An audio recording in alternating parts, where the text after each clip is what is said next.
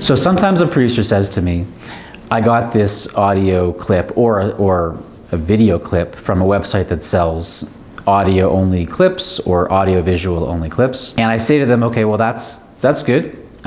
What's the deal? What's the arrangement? What kind of license did you get?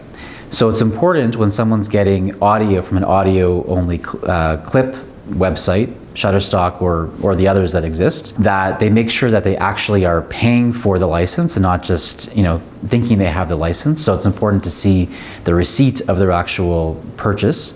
If they have a subscription to the website, then it's important to know what the scope is of that subscription. It may be that they're allowed to use a certain number of audio clips. It may limit the scope of what they can do with the audio clip. At the end of the day, the producer needs the right to use that audio forever, so in perpetuity.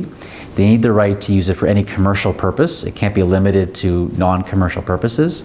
There shouldn't be any limitations on the use otherwise. For example, that it can only be used in a certain part of the world or for a certain amount of time. Really, you need the right to use that audio clip forever in any and all media for the production. I mean, the other part of it is that sometimes these websites have what's so-called seats, like certain licenses where a certain person has to actually download the music themselves. There may be restrictions about whether they can use them for their own projects or someone else's project. So sometimes I deal with companies that have editing companies that use these sites, and I go through the motions to kind of make sure that the proper entity got the license and the proper entity, or the entity is allowed to have someone else use the clip. So it's more than just getting audio from a website that sells audio. It's making sure that the actual permissions that you got are sufficient. And it's a pretty broad set of rights you need to get. It's essentially the same kind of rights you'd have to get from anyone that you're paying to make music for you. You need to have the right, as I said, forever, in any and all use, anywhere around the world. And if any of those things are missing, then I say to the producer, go back to the website and ask for an enhanced license.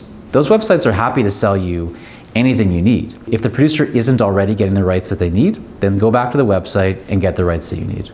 Oftentimes, stock footage is used in films, and people watching films and TV shows, don't realize that, the plane landing over the airport or some, drone footage of a forest was not shot by the production company, but bought by the production company. It's a very common thing, and it's, it just makes sense financially not to film things that, someone else has already created. And there's a lot of really great websites that provide really beautiful looking footage that cost way less than actually going to produce it yourself. When you're buying footage, the key thing about footage is what you're actually seeing, but also what you're actually hearing. Every time that there's music in the background of stock footage, you as the producer are either using that audio or you're not. And if you're buying footage that has music in it, but you're not using the audio, nothing to worry about. But if you're using the audio, you need to make sure either that the stock footage company is giving you permission to use the music and that they're confirming that they have the rights to give you to use the music, or they may say, kind of use it at your own risk, and you have to figure out, who made the music and get permission from it separately, just as if you were buying music on its own. So the starting point is, are you using the music that's in the stock footage? If you are you getting permission already, or do you have to get it? And if you have to get it, then you have to get it. So whenever I'm looking at a production, I'm looking at the credits, I'm looking at, I know there's stock footage, I know there's footage from other places.